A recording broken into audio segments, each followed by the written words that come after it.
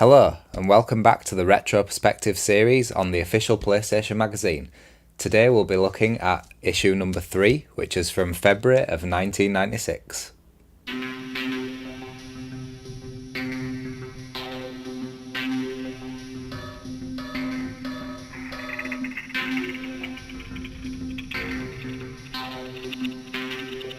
As usual, to start out with, there's an editor's note on the first page of the magazine, but the funny thing about this one is it says it's the first issue of 96, but of course we know that's not true because the second edition of the official PlayStation magazine is from January of 96, so I don't really know what he was talking about there. In the news, PlayStation sales have outstripped production to such an extent that Sony Japan have started manufacturing at a second factory. In Computer Trade Weekly's annual retailer poll, widely respected industry newspaper Computer Trade Weekly contacted 50 of the nation's premier retailers, both specialist computer stores and individual chain outlets, to discover what they thought were the best and in some cases worst players in 1995. Over half the retailers said PlayStation was their top-selling hardware, and it was only launched in September. Sony also comfortably won Most Consistent Company of the Year award, with Electronic Arts and Virgin Interactive Entertainment also scoring impressively. Well, that shows just how far EA has fallen, doesn't it? Going from being nominated for Most Consistent Company of the Year to Most Hated Company. At this time, several more big third-party companies were taking note of the PlayStation, such as SNK, Atari and JVC, and they were all planning to release games on the PlayStation throughout the year. I actually remember that at this time, around 96-97, SCART cables for the PlayStation 1 seemed incredibly scarce, but looking on the left here, it may have just been that no one could actually afford them because they were priced at £35. That's a crazy price. Sony Computer Entertainment had just signed separate deals with Namco and Takara, securing distribution of their titles through 96. The deal encompasses such notables as Tekken 2, Ridge Racer Revolution, Museum Volume 1 and Soul Edge from Namco, plus Toshinden 2 from Takara. Most of those of course were sequels to some of the best-selling games on the PlayStation's launch, so at the time it was pretty much a no-brainer deal for Sony. On the next page, PSM gives a bit of a rundown of some websites of popular gaming studios. And of course, judging by the screenshots, some of these websites are hilariously 90s. Let's go through these and see if any of them are still online, and if they are, let's compare them to the 90s versions. Okay, first up we have sepika.sony.com/sepika. We're having trouble finding that site, damn. Sony Computer Entertainment America.sony.com/PlayStation. Okay, I highly doubt this one will work. IAC.net/%7 EJ Bullock/Ryan. This is meant to be a decent US website marred by illegible lime green text on a pink marbled background. Lots of tabulated data, release dates and the like, but not much in the way of juicy information. How about best.com/tilde? Where's my tilde? I don't know where that is on this keyboard.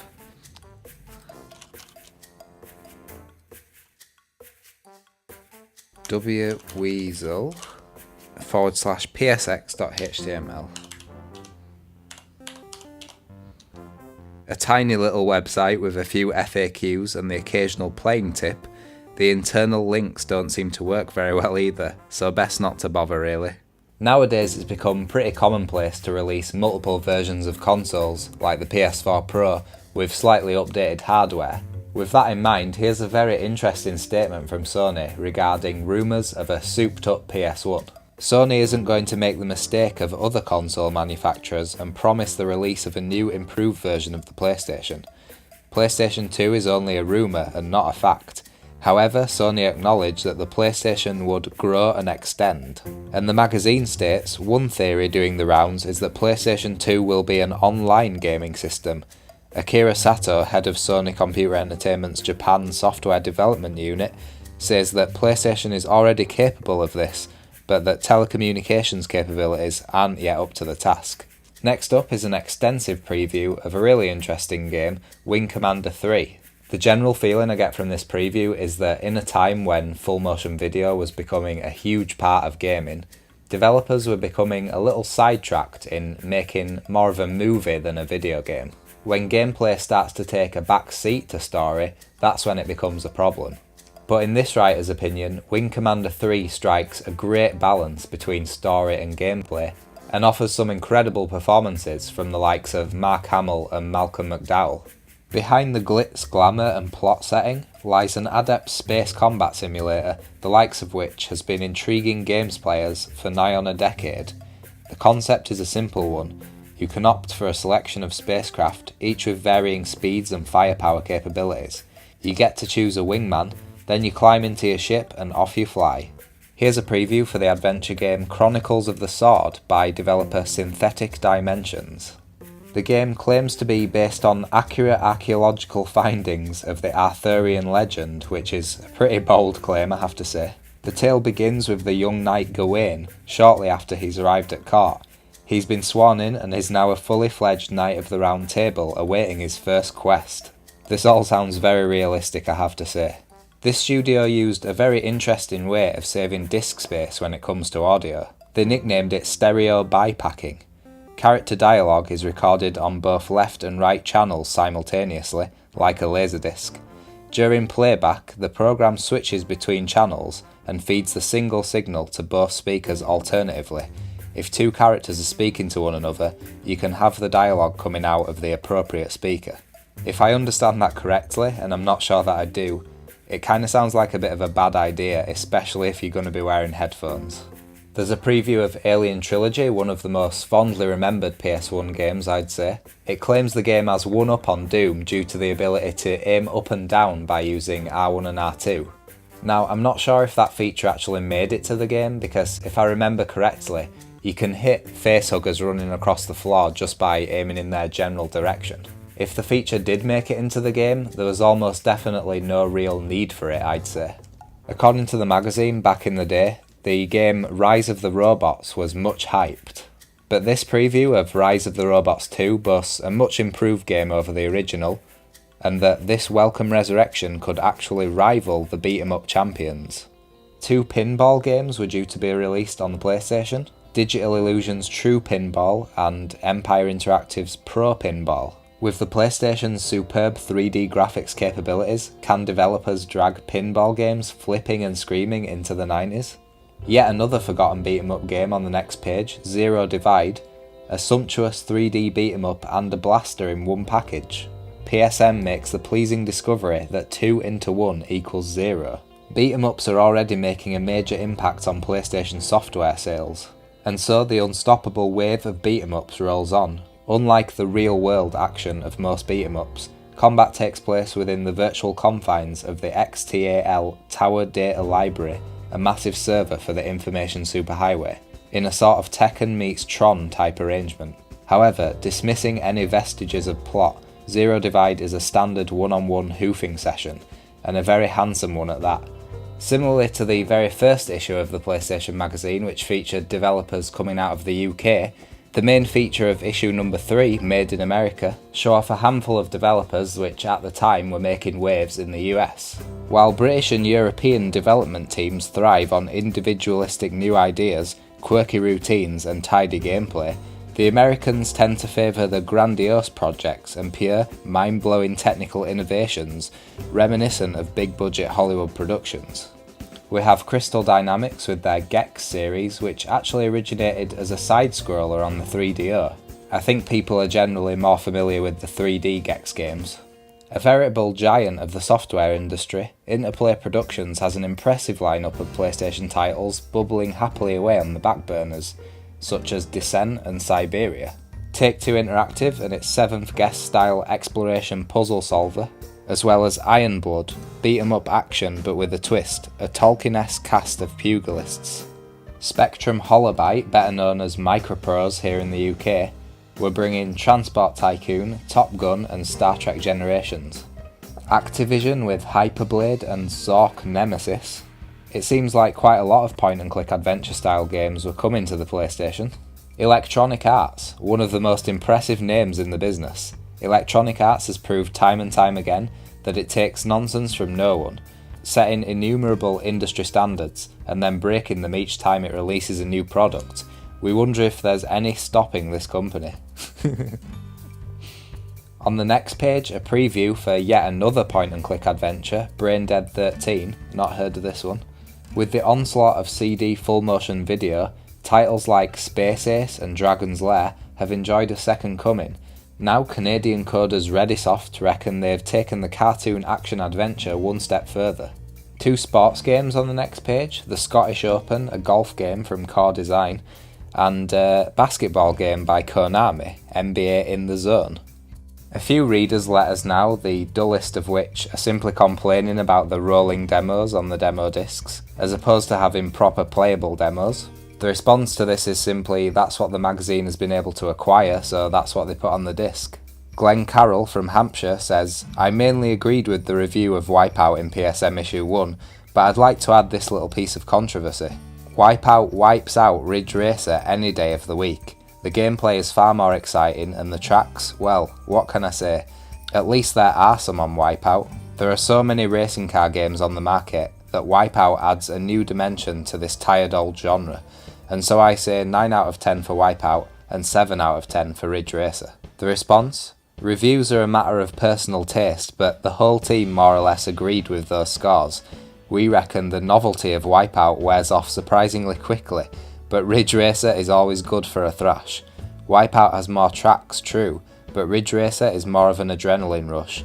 It's more competitive and the race is more exciting, and just to prove it, have a read of this. From Michael Mansell from Milton Keynes, it was refreshing to see the lack of hype in your previews. Your reviews focus on the game as a game and don't seem to be bothered by slight glitches, a tiny bit of slowdown, and worrying whether there are enough tracks or missions for eternal gameplay. Your marking system is also excellent, giving people the confidence a game is still worth buying. I had already bought Ridge Racer before being told one track ruins its last ability, polygons disappear, there are unrealistic crashes and slowdown shows its ugly face, but none of these have bothered me once since buying the game, and Ridge Racer remains one of the most picked up and played games I've ever had, with a little thanks to lap timing and a memory card. See, Ridge Racer is tops, official. On to the reviews now, with Total NBA 96 from Sony Computer Entertainment taking prize place. This game was capable of a ludicrous 8 players at once, if you used a multitap on 2 PS2s and connected them both together. Despite the overall quality of the PlayStation titles to date, some games stand taller than the pack. Tekken was one, Ridge Racer was another, and finally, the sports simulation has come of age. Show this game to a slightly short-sighted relative, and they'd swear blind it was live basketball on the telly. It gets a 9 out of 10 from PSM. Crazy Ivan was also hyped up in the previous 2 magazines for having some of the best graphics ever seen in history. It only gets a 7 out of 10 from PSM though. Here they backpedal a bit and say that the screenshots don't really do the graphics justice, not that you get a great deal of time to stand and admire the surroundings. Criticom. Join us as we battle against mercenaries, murderers and mechanoids in a struggle to find the ancient all-powerful relic. Of course, it could just be another 3D beat-em-up. Do I sense a little bit of genre fatigue here, PSM? Criticom is only really recommended for gamers who have cut their teeth on the likes of Tekken and who relish the tactical play of combos and special moves. Solo gamers wanting to load up for a quick bruising might find Criticom too unforgiving to be fun. 7 out of 10. Described as like watching Sky TV, Gremlins Actua Soccer gets a 9 out of 10. This being a next generation game, it's the graphics that attract the most attention, and the visuals in Actua Soccer are the best we've seen. The PlayStation was made to do top quality 3D, and it's really doing the business here, but it's the animation of the players and the players' interaction with the stadium that puts this game a notch above the rest. Another point-and-click adventure game in the same vein as Myst, D gets a 4 out of 10. The magazine cites a slow pace and incredibly shallow puzzles as being the main reasons why it gets such a low score. Thunderhawk 2 from Core Design gets an 8 out of 10. I have to say I really want to pick up some of these older Core games because once Tomb Raider came out, they kind of got forced to work on Tomb Raider exclusively after that. So it would be nice to go back and see what they were doing before. Rather than being just a mindless shoot 'em up like Namco's Air Combat, Core Design has mixed flight sim strategy and graphical glitz to create an incredibly involving game.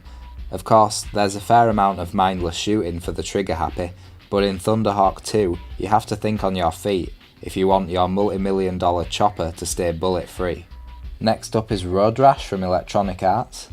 If this were played atop penny farthings in the previous century, the chaps would swing watch chains at each other, and you'd have to be on the lookout for oncoming horse and carts.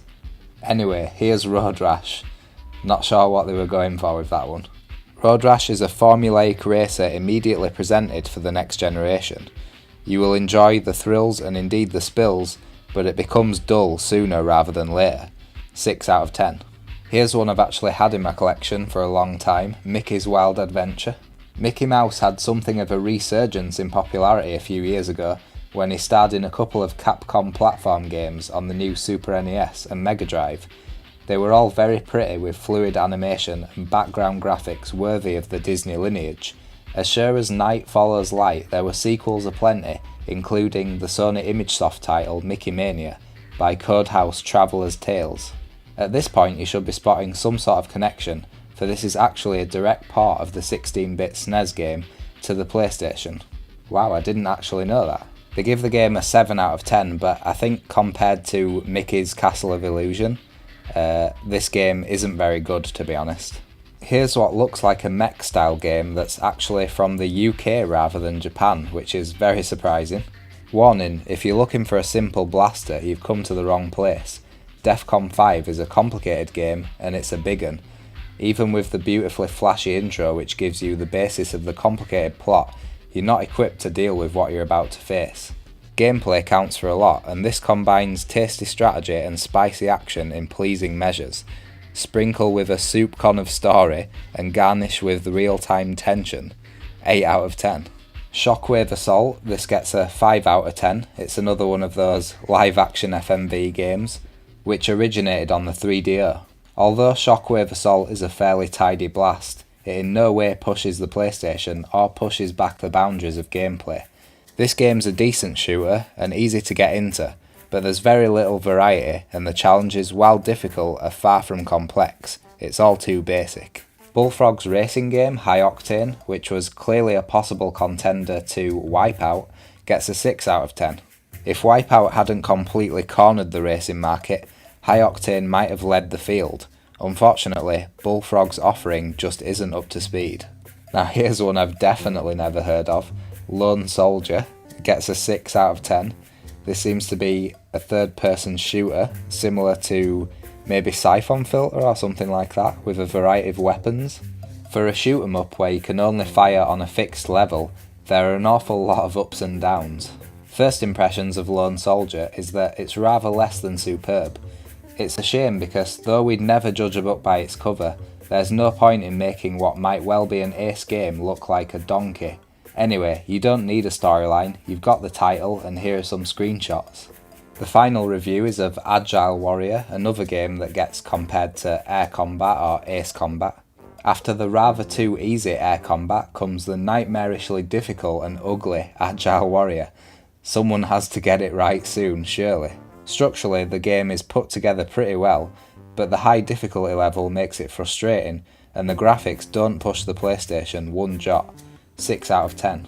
The final part of the magazine marks the start of a long-running feature in the official PlayStation magazine. It's the top secret section, which has cheats of various different games. I'm pretty sure as the magazine went on, they included more and more pages of cheats in every single magazine. And if I'm not mistaken, at some point they even changed the material of the top secret pages, so it was easier to just flick straight to those pages if you needed the cheats. And that wraps up the third issue of the official PlayStation magazine. Once again, I hope you enjoyed it. Please subscribe if you want to see more, and I'll see you on the next video.